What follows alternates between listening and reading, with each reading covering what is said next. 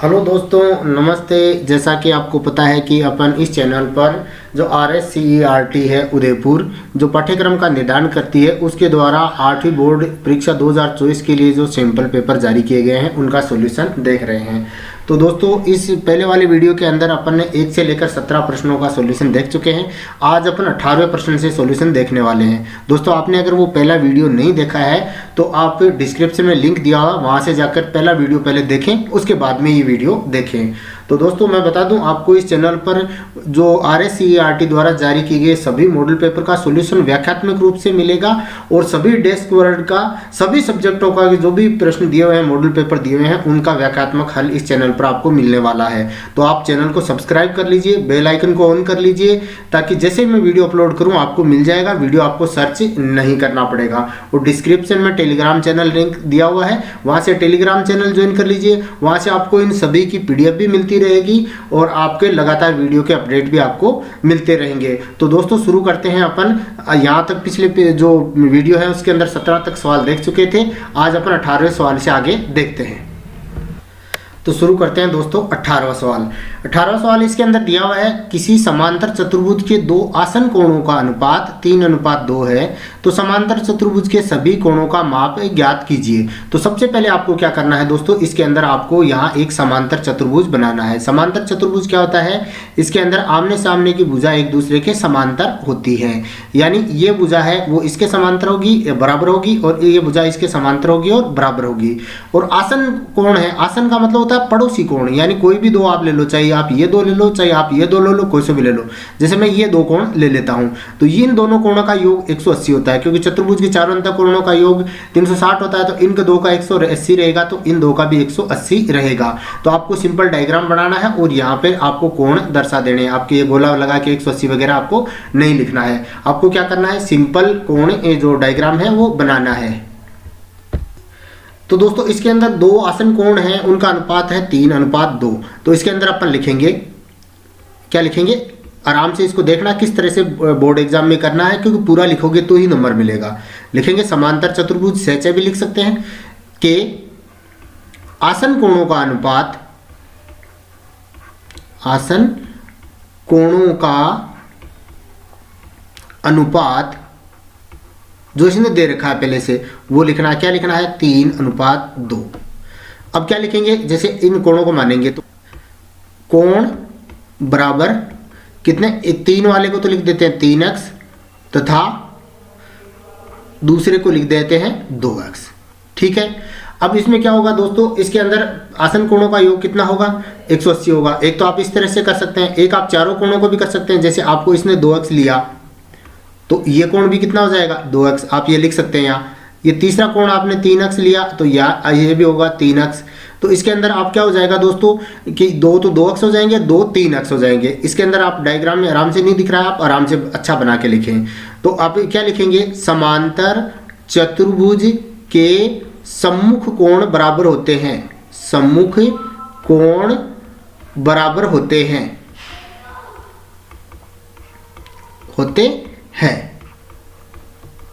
तो इसके अंदर अतः कोण बराबर क्या हो जाएंगे, एक कोण तो दो कोण तो हो जाएंगे 3x और 3x, दो कोण हो जाएंगे 2x और 2x, यानी चारों कोण हो गए।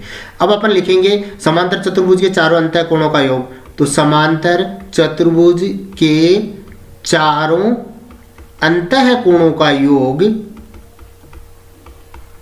कोणों का योग बराबर कितना होता है दोस्तों, मैंने पहले, आपने जैसे पहले वाली वीडियो देखे तो उसके अंदर मैं बताया था कि चतुर्भुज के चारों अंत कोणों का योग 360 होता है।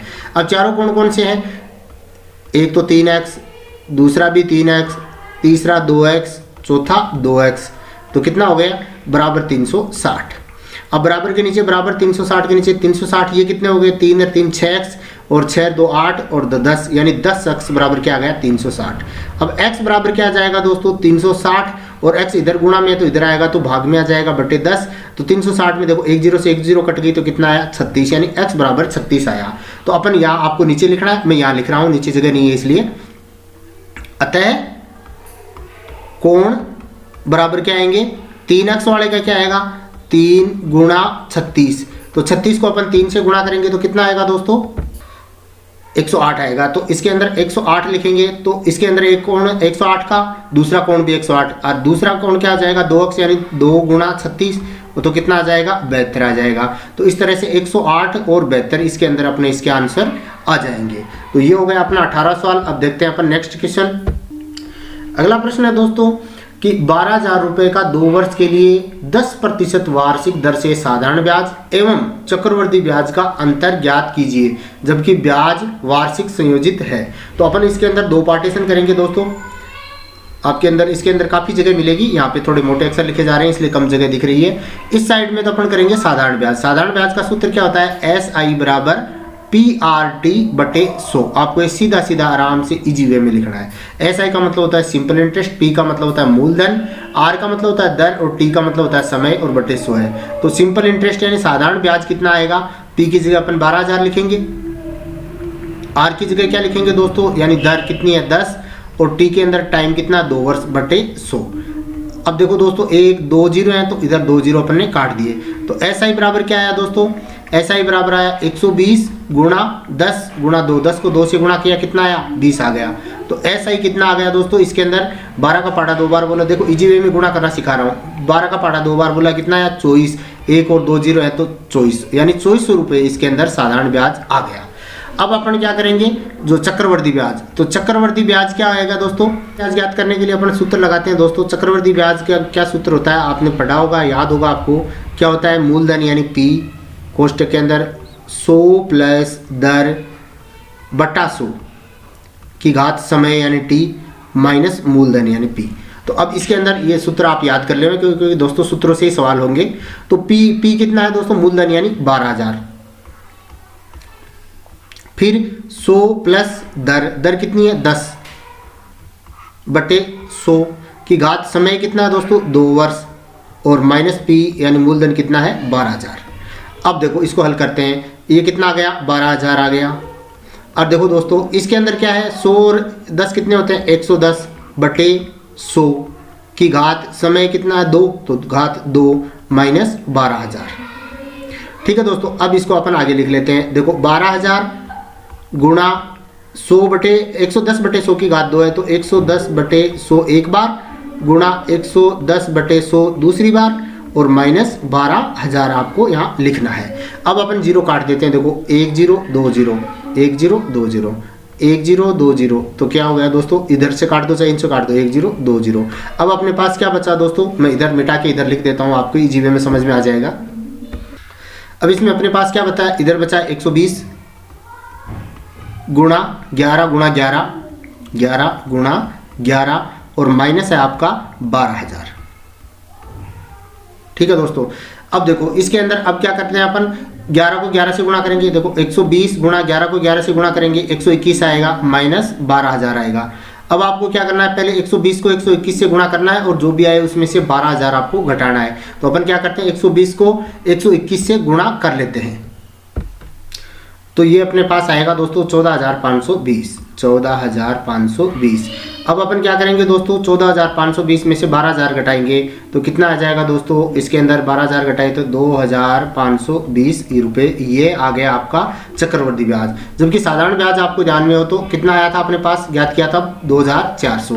अब अपन यहाँ लिखेंगे अंतर कितना आएगा दोस्तों, 2,520 में से अपन क्या करेंगे 2,400 घटाएंगे तो कितना रहेगा दोस्तों अपने पास 120 रुपये। 120 रुपये अपना इसका आंसर आ जाएगा। अब देखते हैं अपन नेक्स्ट क्वेश्चन। अगला प्रश्न है दोस्तों कि एक किसान की पशुशाला में 20 पशुओं के लिए 6 दिन का पर्याप्त भोजन है, यानी उस किसान के पास 20 पशु हैं तो उनके लिए जो चारा है वो 6 दिन के लिए पर्याप्त है। इस पशुशाला में 10 पशु और आ जाएंगे, यानी टोटल कितने पशु हो जाएंगे 30 पशु हो जाएंगे, तो भोजन कितने दिन के लिए पर्याप्त होगा। तो इसके अंदर देखो 20 के लिए 6 दिन है तो 30 के लिए तो इससे कम ही आएगा, तो कम आएगा, इसका मतलब ये क्या है प्रतिलोम अनुपात है। तो इसको अपन किस तरह से करेंगे, यहाँ लिखेंगे पशु और यहाँ लिखेंगे दिन। सबसे पहले सीधा सीधा लिख देते हैं 20 पशु 6 दिन, 20 पशु अनुपात 6 दिन। तीसरा है, अगला है 30 पशु हो गए तो 30 पशु कितना दिन अपन को पता नहीं है तो x लिख दिया। अब ठीक है, अब यहां लिखेंगे प्रतिलोम अनुपात, प्रतिलोम अनुपात है, अतः प्रतिलोम का मतलब उल्टा है, जब इधर संख्या बढ़ रही है तो इधर घट रही है, इधर संख्या अगर इधर संख्या बढ़ती और इधर भी बढ़ती तो सीधा अनुपात हो जाता। अब प्रतिलोम अनुपात में अपन क्या करते हैं दोस्तों, सीधा सीधा गुणा करते हैं इस तरह से, नाम उल्टा है लेकिन गुणा क्या करेंगे, सीधा करेंगे। तो क्या लिखेंगे, तो अक्स वाला पहले लिखेंगे, 30 को अक्स से गुणा करेंगे तो 30x, और 20 को 6 से गुणा करेंगे तो 20 गुणा 6। अब देखो इसका आगे लिखेंगे अपन, कैसे करेंगे, 30x का 30x आ जाएगा, और 20 को 6 से गुणा करेंगे तो 6 का पड़ा 20 बार, या 20 का पड़ा 6 बार बोला 120। तो क्या आएगा, x बराबर x, 120 का x 120, और 30 इधर गुणा में तो इधर आ जाएगा तो भाग में। एक संख्या से एक संख्या, 1 0 से 1 0 कट गई, जो 12 के अंदर 3 का भाग है वो 4 बार जाएगा, तो कितना आया, 4 आया। तो इसका अंदर 4 दिन है, वो आंसर आ जाएगा। देखो दोस्तों 20 पशुओं के लिए 6 दिन था, तो 30 पशु आएंगे तो उनके लिए भोजन 4 दिन के लिए ही होगा। तो ये आप ध्यान रखें कि किधर संख्या ज्यादा हो रही है, किधर कम हो रही है, सीधा अनुपात किधर है और प्रतिलोम अनुपात किधर है। अब देखते हैं दोस्तों अगला प्रश्न। अगला प्रश्न है समीकरण 3 कोष्ठक के अंदर t-3 बराबर 5 कोष्ठक के अंदर 2t+1 को हल कीजिए और अपने उत्तर की जांच कीजिए। तो पहले तो अपन इसको हल करेंगे, फिर इसके उत्तर की जांच करेंगे। तो सबसे पहले आपको AGT समीकरण लिखना है, 3 कोष्ठक के अंदर t-3 = 5 कोष्ठक में 2t+1, इसको हल करना है। तो सबसे पहले अपन इसको क्या करते हैं दोस्तों, ये 3 है, ये अंदर वाली इस t से भी गुणा है और 3 से भी गुणा है, तो दोनों से अलग अलग करते हैं। जैसे 3 को t से गुणा किया तो कितना आ गया, 3t, और यहाँ प्लस और यहाँ माइनस, तो प्लस और माइनस कितना हो गया, माइनस। 3 को 3 से गुणा किया 9, और इसी तरह से ये भी इन दोनों से गुणा है, तो 5 को 2 से गुणा किया 10, और t का t, प्लस और प्लस कितना हो गया दोस्तों, प्लस, और 5 को 1 से गुणा किया 5। तो ये अपने पास समीकरण आ गया। अब इसमें अपन t एक साइड कर लेते हैं और जो संख्या एक साइड कर लेते हैं। तो t इस साइड लेंगे लेफ्ट साइड में, तो 3t अपनी जगह सही है, और देखो इधर दोस्तों 9 है वो इधर आएगा, 10t है वो इस साइड आएगा, तो इधर प्लस में है तो इधर आ जाएगा तो माइनस में 10t। अब इधर क्या है दोस्तों, 5 प्लस का 5, तो प्लस लगाने की जरूरत नहीं। इधर क्या है, -9, तो इधर आएगा तो ये +9 हो जाएगा। अब देखो दोस्तों 3 में से 10 नहीं घटते, लेकिन 10 में से 3 घटते हैं, तो कितना आ जाएगा, 7t। अब 7 किसका आएगा, बड़े वाली संख्या किसकी है, माइनस की है, तो -7t, और इसमें 9 और 5 कितने हो गए, 14। अब t बराबर देखते हैं, t बराबर क्या आता है, t बराबर 14 का 14, और ये इधर -7 गुणा में है तो इधर आ जाएगा तो भाग में आ जाएगा। तो दोस्तों कितना आया, 14 में 7 का भाग 2 बार जाता है, और प्लस और माइनस कितने हो गए, माइनस। तो t बराबर अपना जो आंसर है वो -2 आया है। अब दोस्तों अपन इसके क्या करते हैं, उत्तर की जांच भी करनी है, साथ में बताया कि उत्तर की जांच करें। तो यहाँ पर अपन उत्तर की जांच कर देते हैं। उत्तर की जांच आपको अलग से लिखना पड़ेगा ये, क्योंकि इन्होंने 2 नंबर का उत्तर की जांच भी दिया है। तो उत्तर की जांच कैसे करते हैं, सबसे पहले ये समीकरण लिखते हैं, 3 कोष्ठक के अंदर t-3 बराबर 5 कोष्ठक के अंदर 2t+1। अब दोस्तों क्या करना है, जहाँ जहाँ t लिखा हुआ है उसकी जगह -2 लिखना है, क्योंकि t बराबर अपना क्या है, -2 आया है। तो देखो दोस्तों मैंने लिख दिया 3 का 3 कोष्ठक t की जगह क्या है, -2 है, -2 और फिर -3 दे रखा है, 5 की जगह 5, और देखो दोस्तों 2 और t की जगह क्या लिखना है, -2। एक बड़ा कोष्ठक लगाना पड़ेगा, क्योंकि ये दोनों इसके अंदर या कोष्ठक के अंदर लिखना पड़ेगा, क्योंकि माइनस नहीं करना है, गुणा होगा। 2 के साथ t है वो गुणा में है, आपको याद रखना है इसका, +1, ये बड़ा कोष्ठक बंद। अब इस समीकरण को हल कर लेते हैं। देखो दोस्तों 3 का 3, और कोष्ठक के अंदर क्या आएगा, -2 और -3 कितने हो गए, -5। और इसमें देखते हैं 5 कोष्ठक के अंदर क्या आएगा, 2 और 2 कितने हो गए, 4, और ये प्लस का ये माइनस का है, तो क्या आया, माइनस और +1।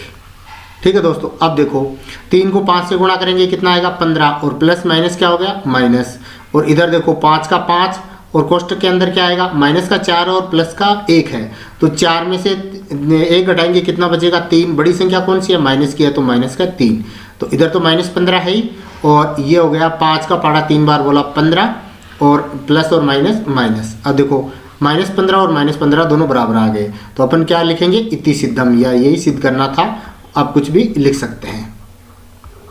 ठीक है दोस्तों, तो ये हो गया अपना 21वां प्रश्न। अब अपन देखते हैं नेक्स्ट प्रश्न। 23वां प्रश्न है दोस्तों, किसी शहर में विभिन्न वर्षों में दुर्घटनाओं में घायलों की संख्या नीचे दी गई है। इन आंकड़ों को एक पाई चार्ट द्वारा प्रदर्शित कीजिए, यानी इसके लिए पाई चार्ट बनाना है। तो इसके अंदर क्या दिया, देखो दोस्तों पहले इसको आराम से समझना है। वर्ष 2018 के अंदर कितने घायल हुए, 20, 2019 के अंदर 12, 2020 के अंदर 18 और 2021 के अंदर 22 ये लोग घायल हुए हैं। टोटल 72 लोग घायल हुए हैं। कितने वर्ष के अंदर? 1 2 3 4 वर्षों के अंदर दोस्तों कितने? 72 लोग घायल हुए हैं। तो इसके लिए सबसे पहले पाई चार्ट आपको पता है दोस्तों, एक प्रकार लेना है और प्रकार की सहायता से आपको एक वर्त बनाना है। ये मेरे से यहाँ सीधा नहीं बन रहा है क्योंकि मैं प्रकार की सहायता से नहीं बना रहा हूँ। ये आपको जहाँ ये प्रकार टिकाते हो वो बिंदु रहेगा और इसी साइड में एकदम गोल आपको ये बनाना है। अब इस पर बनाने के लिए यहाँ पर एक आपको ऐसे लाइन खींच देनी है। अब अपन को यहाँ कोण बनाना है। कितने कितने डिग्री के कोण है, वो केंद्रीय कोण कितना होगा वो कोण अपन मापेंगे पहले, यानी ज्ञात करेंगे पहले। तो केंद्रीय कोण ज्ञात करने के लिए अपन क्या करेंगे दोस्तों, सीधा सीधा बता देता हूँ, आपको ध्यान में रखना है। सबसे पहले लिखेंगे वर्ष 2018 के लिए, वर्ष 2018 के लिए केंद्रीय कोण, ये नाम आपको याद रखना है, केंद्रीय कोण। अब केंद्रीय कोण कैसे ज्ञात करेंगे? सबसे पहले तो आपको ये जो 20 दिया है 20 लिखना है बटा ये टोटल 72 गुणा 360, क्योंकि पूरे वर्त के अंदर 360 डिग्री के कोण होते हैं। अब दोस्तों आपको एक बार ये 72 और 360 सब में रिपीट होंगे क्योंकि योग 72 है और जो कोण है वो 360 डिग्री का होता है वर्त के अंदर, तो ये दोनों रहेंगे। तो आपको ये पहले बार में कर लेना है कि 72 का भाग है वो 360 में कितनी बार जाता है दोस्तों?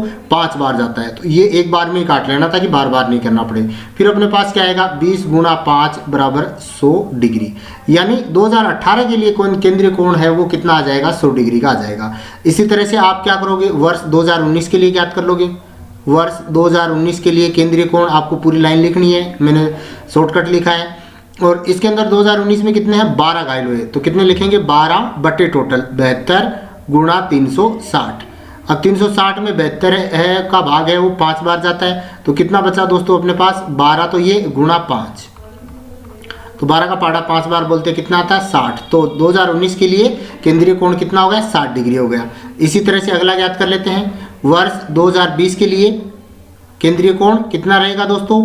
2020 में कितने? 18 घायल हुए, तो अपन लिखेंगे 18 बटे 72 गुणा 360। वही 72 से 360 को 5 बार काटना है और 18 को 5 से गुणा करना है। तो 18 को 5 से गुणा करोगे तो कितना आएगा दोस्तों? 90। और इसी तरह से वर्ष 2021 के लिए आपको ज्ञात करना है। तो वर्ष 2021 के लिए केंद्रीय कोण ये आपको पूरा लिखना है दोस्तों परीक्षा के अंदर। इसमें कितने हुए? 22 घायल हुए हैं, तो अपन लिखेंगे 22 बटे 72 गुणा 360। अब 72 को 360 से काटेंगे तो कितनी बार कटेगा? 5 बार, हर बार ऐसे ही कट रहा है। और 22 को 5 से गुणा करना है, यानी 22 गुणा 5, क्योंकि यहाँ 22 बचा और यहाँ 5 बचा, तो कितना आएगा दोस्तों? 110। अब ये आपके केंद्रीय कोण हो गए। अब आपको एक बार इसको चेक कर लेना है कि सही आया कि नहीं आया। इन चारों का योग जितने भी हैं 4 5 6 2 3 जो भी होते हैं इनका योग 360 होना चाहिए। तो देखो एक आया अपने पास 100, एक 60, तो कितना हो गया? 160। और उसके बाद में कितना है दोस्तों? ये 90 और ये 110 कितना? 200, यानी 200 और 160 360 हो गए। इसका मतलब अपना ये जो केंद्रीय कोण है ये सही है। अब इसका चार्ट किस तरह से, पाई चार्ट किस तरह से बनाएंगे ये मैं बताता हूँ। थोड़ा इसको मिटा देता हूँ, उसके बाद में इधर बताता हूँ। तो देखो दोस्तों अपने पास क्या आया है, एक तो आया है 100 डिग्री का और एक आया है 60 डिग्री, यानी अपने पास एक केंद्रीय कोण है 100 डिग्री 2018 के लिए, 2019 के लिए 60 डिग्री, 2020 के लिए 90 डिग्री और 2021 के लिए 110 डिग्री का ये आया है। तो आपको क्या करना है? प्रकार लेना है, प्रकार का टिकाना है और एकदम प्रकार की सहायता से व्रत बना देना है। तो इस तरह से आपको व्रत बनाना है। मेरे से यहाँ सही नहीं बन रहा है क्योंकि मैं प्रकार से नहीं बना रहा हूँ। आपने जहाँ भी प्रकार टिकाया वहाँ से लेकर एक सीधी रेखा खींच देनी है। अब आपको चांदा लेना, डी जिसे बोलते हैं, उससे 100 डिग्री का कोण बनाना है। तो यहाँ रख के आप 100 डिग्री का कोण बनाओगे। तो दोस्तों आप 8th क्लास में पढ़ते हो तो मुझे ये लग रहा है कि आपको 100 डिग्री का कोण बनाना आता होगा। तो आप इसकी सहायता से 100 डिग्री का कोण बनाओगे तो लगभग इस तरह से आएगा। ये कोण रहेगा आपके 100 डिग्री, ठीक है। फिर आपको ये कॉपी घुमा लेनी है और इस लाइन पर प्रकार रख के उससे अगला कितना है? 60 डिग्री का कोण है। तो आपको 60 डिग्री का कोण बनाना है। तो ये लगभग यहाँ आएगा, ये आ गया आपका 60 डिग्री। फिर आपको जो 60 डिग्री वाली ये लाइन है इसके ऊपर आपको कितना बनाना है दोस्तों? 90 डिग्री का कोण बनाना है। तो ये 90 डिग्री का कोण लगभग आपका ये आएगा, ठीक है। और जो शेष ये कोण बचेगा ये 110 वाला, तो ये 110 वाला कोण ये ही बचेगा। अब आपको 100 वाले में कितना होगा दोस्तों? 2018, तो इस यहाँ तो आपको 2018 लिख देना है। आप छोटी जगह तो बाहर भी लिख सकते हो। इसमें 2019 और इसमें 2020 आपको 2020 लिखना है और यहाँ 2021 लिखना है। ये आपका पाई चार्ट कंप्लीट हो गया। इसको आपको प्रकार और चांदे की सहायता से बनाना है, ऐसे नहीं बनाना है। इसके बाद में अगला प्रश्न है, निबंधात्मक प्रश्न आए हैं 23 से लेकर 25 तक, 23, 24, 25 3 प्रश्न है और 8 नंबर के आएंगे दोस्तों। तो प्रत्येक प्रश्न 2 नंबर का है, तो ये भी 2 का है, ये भी 2 का है, ये भी 2 का और ये भी 2 का है। तो क्या है प्रश्न, निम्नलिखित व्यंजकों के गुणनखंड कीजिए, यानी आपको इसका गुणनखंड करना है। तो मैं आपको एक एक का करके बताता हूँ। तो सबसे पहले तो ये आपको एज इट इज समीकरण लिखना ही होता है, p² + 6p + 8। अब देखो दोस्तों, इसको ध्यान से समझो। इसके अंदर बीच में क्या दिया हुआ है दोस्तों, इसके अंदर बीच में 6p दिया हुआ है। तो अपन को क्या करना है, 8 ये है, 6 के ऐसे 2 टुकड़े करने हैं, जिसको आपस में गुणा करें तो 8 आए और जोड़ या बाकी करें तो 6 आए। तो जैसे 6 के 2 टुकड़े अपन करते हैं, तो 6 के 2 टुकड़े मैंने कर लिए 4 और 2। 4 और 2 को जोड़ेंगे तो आएगा 6 और 4 और 2 को आपस में गुणा करेंगे तो आ जाएगा 8। तो इस तरह से ये टुकड़े हो गए। तो अपन को इसके 6p के 2 टुकड़े किए। तो सबसे पहले मैं लिखूंगा p² और 6p की जगह लिखूंगा 4p + 2p। आपको ये स्टेप आराम से समझ लेनी है। अगर समझ में नहीं आया तो वीडियो बैक करके दोबारा देख लें। +8 का +8 आ गया। अब इन दोनों के अंदर क्या कॉमन आ रहा है, इन दोनों के अंदर क्या कॉमन आ रहा है देखना। इसके अंदर तो दोस्तों p कॉमन है, तो इसके अंदर 2p² में से एक p निकल गया तो p बच गया, प्लस इसमें से p निकल गया तो 4 बच गया। ठीक है। अब अगला प्लस का प्लस, इसमें क्या कॉमन आ रहा है दोस्तों, इसमें 2 कॉमन आ रहा है। देखो 2, यहाँ से क्या बच गया p प्लस, और 8 में 2 का भाग देंगे तो कितना आएगा 4। अब देखो दोस्तों p + 4 p + 4 आपका बराबर ये आना चाहिए। अगर ये बराबर आया तो सही किया, वरना टुकड़े आपके गलत हैं। तो अब देखो इसमें दोनों के अंदर p + 4 कॉमन आ गया और इसके अंदर क्या बचा p, इस कोष्ठक में क्या लिखेंगे p और +2। तो ये आपका इस तरह से ये समीकरण हल हो गया। अगर आपको ये समझ में नहीं आया तो दोबारा देख लें, आप वीडियो बैक कर लें और दोबारा देख लें, ताकि आपको आराम से समझ में आ जाएगा। दोबारा देखते ही आराम से समझ में आ जाएगा। अब देखते हैं इसका दूसरा प्रश्न। इसके बाद में नेक्स्ट है दोस्तों 49x² - 36। इसको करते हैं। तो क्या है दोस्तों, सबसे पहले आपको ऐसा लिखना है 49x² - 36। अब इसको देखो दोस्तों, 7 का वर्ग होता है 49 और 6 का वर्ग होता है 36। तो अपन इसको लिख सकते हैं 7x² अब देखो 7 का वर्ग करेंगे 7 7 49 और x का वर्ग करेंगे x² माइनस 6 का वर्ग क्या हो जाता है 36। ठीक है, तो ये इस तरह से अपन लिख सकते हैं। अब इसके अंदर एक जो अपनी सर्वसमीकरण लगती है वो क्या होती है, a² - b², यानी इसको a² मानना है माइनस इसको b² मानना है, बराबर क्या होता है a + b और a - b। ये एक सर्वसमीकरण होती है, आपको इसको याद रखना है। आप बुक के अंदर जैसे टीचर ने पढ़ाया होगा तो आपको याद भी करवाया होगा। इसको ऐसे कोष्ठक में बंद भी करना है कि बताना है कि हमने ये सर्वसमीकरण लगाई है। अब क्या करेंगे दोस्तों, यानी a² + b और a - b, a + b और a - b लिखना है। तो a की जगह अपना क्या है 7x, b की जगह क्या है 6। तो पहला तो आ जाएगा 7x + 6 और दूसरा क्या है a - b, a की जगह 7x और b की जगह 6। तो ये क्या आ गया 7x + 6 और 7x - 6। इस तरह से आपका ये प्रश्न हल हो जाएगा। इसके बाद में अगला प्रश्न है दोस्तों am² + bm²। तो इसको करते हैं am² + bm² + bn² + an²। अब देखो दोस्तों इसको कैसे हल करेंगे। देखो दोस्तों इन दोनों में m² कॉमन है, इन दोनों में n² कॉमन है, तो अपन इसका कॉमन ले लेते हैं। इसमें m² मैंने कॉमन लिया तो यहाँ क्या बचा a और प्लस b। ठीक है, क्योंकि m² बाहर आ गया। इसके अंदर प्लस, इसके अंदर n² कॉमन आ जाएगा तो क्या आएगा b + a। अब देखो दोस्तों इसमें कॉमन क्या है a + b, b + a, दोनों एक ही बात है क्योंकि प्लस में है, तो इसको अपन a + b भी लिख सकते हैं और b + a भी लिख सकते हैं। तो ये इसके अंदर a + b कॉमन आ गया। तो इधर क्या बचा, इस कोष्ठक में क्या लिखेंगे m² और प्लस n²। तो ये सवाल आपका इस तरह से गुणनखंड हो गया है। इसके बाद में देखते हैं दोस्तों इसका चौथा और लास्ट प्रश्न क्या है 15xy। यहाँ लिखेंगे अपन 15xy - 6x + 5y - 2। ये आपको देखना है। तो इसके अंदर आप क्या करोगे दोस्तों, सबसे पहले अपन क्या करेंगे कॉमन लेने का प्रयास करेंगे।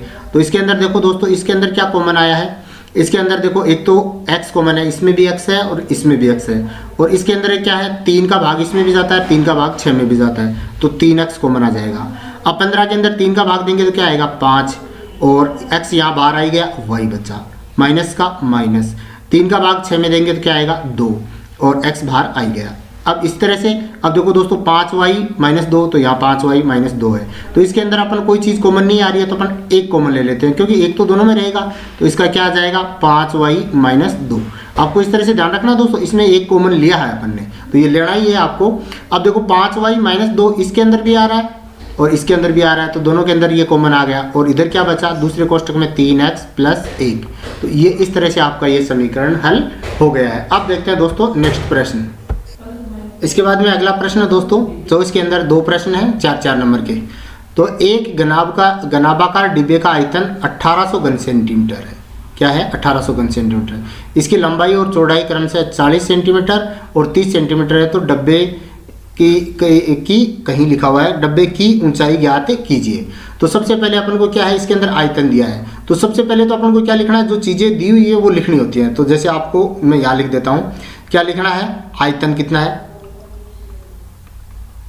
आयतन बराबर 1800 घन सेमी, आपको ये लिखना है पूरा, ठीक है। और लंबाई कितनी है 40 सेंटीमीटर, लंबाई बराबर कितनी है 40 सेंटीमीटर, और चौड़ाई कितनी है 30 सेंटीमीटर, चौड़ाई 30 सेंटीमीटर। आपको ये चीज़ें पहले लिखनी चाहिए ताकि प्रश्न जो कॉपी जांचता है वो पूरे में से पूरे नंबर देता है।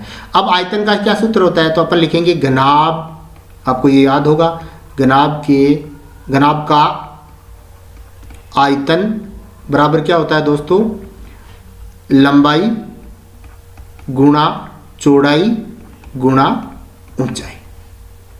तो आयतन की जगह तो अपन आयतन लिख देते हैं, 1800 हो गया, बराबर लंबाई की कितना हुआ 40 गुणा चौड़ाई कितना हुआ 30, और ऊंचाई अपन ज्ञात कर ही रहे हैं, तो ऊंचाई की जगह आप ऊंचाई लिख दो। अब दोस्तों इस समीकरण को अपन हल कर लेते हैं। तो देखो दोस्तों 1800 का आ गया 1800, और 40 और 30 को गुणा किया तो कितना आ गया, 4 को 3 से गुणा किया 12, और 0 और 0 0, तो 1200 गुणा ऊंचाई। अब दोस्तों ऊंचाई बराबर क्या आएगा, देखो इस समीकरण को, इसको इधर लिख देता हूँ, इसको इधर लिख देता हूँ, मैं यहाँ लिखता हूँ, देखो मैंने लिखा ऊंचाई गुणा 1200 बराबर 1800, यानी इधर वाली स्टेप को मैंने इधर लिख दिया, इधर वाली स्टेप को इधर लिख दिया। तो ऊंचाई बराबर क्या आएगा दोस्तों 1800। अब देखो ये 1200 यहाँ गुणा में है तो यहाँ आएगा तो भाग में आ जाएगा। अब देखो 1 0 से 1 0, 2 0 से 2 0 कट गई।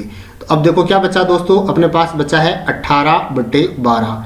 अब देखो दोस्तों 6 का भाग है वो 18 में 3 बार जाता है और 12 में 2 बार जाता है, तो अपने पास क्या है 3/2। अब 3 में अपन 2 का भाग देंगे तो अपने पास आएगा 1/1.5, तो 1.5 सेंटीमीटर इसका आंसर अपने पास से हो जाएगा। अब देखते हैं इसका 24वें का दूसरा प्रश्न। नेक्स्ट प्रश्न है दोस्तों इसका कि 14 सेंटीमीटर चौड़ाई वाले एक आयताकार कागज की चौड़ाई के अनुदिश मोड़कर 20 सेंटीमीटर त्रिज्या वाला एक बेलन बनाया जाता है, तो बेलन का आयतन ज्ञात कीजिए। यानी पहले प्रश्न को समझना है। देखो ये एक आयताकार कागज है, ठीक है, इसकी चौड़ाई कितनी है, वो है 14 सेंटीमीटर, और तो इसके चौड़ाई 14 सेंटीमीटर, ठीक है। अब आपको इसको इस तरह से फोल्ड करना है, यानी बेलन बनाना है। तो इस तरह से फोल्ड करोगे तो इसकी ये जो है ऊंचाई लिख दो, ऊंचाई हो जाएगी, ठीक है। और कितनी 20 सेंटीमीटर त्रिज्या का बनाना, आर कितनी होगी 20 सेंटीमीटर। तो ये मैंने यहाँ समझाया, आपको ये लिखना नहीं है, आपको डायरेक्ट क्या लिखना है, आपको क्या लिखना है कि त्रिज्या बराबर 20 सेंटीमीटर और एच हाइट ऊंचाई बराबर कितनी हो जाएगी 14 सेंटीमीटर। अब आपको बेलन का आयतन का सूत्र लगाना है। बेलन का आयतन बराबर क्या होता है दोस्तों, पाई आर स्क्वायर एच, ये सूत्र होता है, ये आपको याद होगा। तो पाई का मान होता है 22/7, आर कितना है 20, तो 20 गुणा 20 क्योंकि स्क्वायर लगा हुआ है, और एच कितना है 14। अब आपको क्या करोगे दोस्तों, 7 से 14 कितनी बार कटेगा 2 बार, तो अपने पास क्या आएगा 22 गुणा 20 गुणा 20 गुणा 2। तो आपको इसको गुणा करोगे, तो इसको अपन गुणा करते हैं तो क्या आता है दोस्तों, अलग से मैं रफ में गुणा कर लेता हूँ। तो इसको हल करेंगे तो दोस्तों अपने पास आएगा 17,600। तो अपन यहाँ लिखेंगे 17,600 क्या आएगा दोस्तों, इसके अंदर दिया सेंटीमीटर, तो घन सेंटीमीटर आंसर। तो ये आपका मैथ्स का मॉडल पेपर कंप्लीट हो गया दोस्तों। सभी मॉडल पेपर आपको इस चैनल पर मिलते रहेंगे। इसके लिए आपको क्या करना है, आपको चैनल को सब्सक्राइब करना है और बेल आइकन को ऑन कर लेना है, ताकि आपको आने वाली वीडियो का नोटिफिकेशन मिल जाएगा। अपनी जो डेस्क वर्क जारी हुई हैं वो उनका सॉल्यूशन भी आपको इस चैनल पर मिलता रहेगा। तो चैनल पर लगातार बने रहिए। धन्यवाद दोस्तों।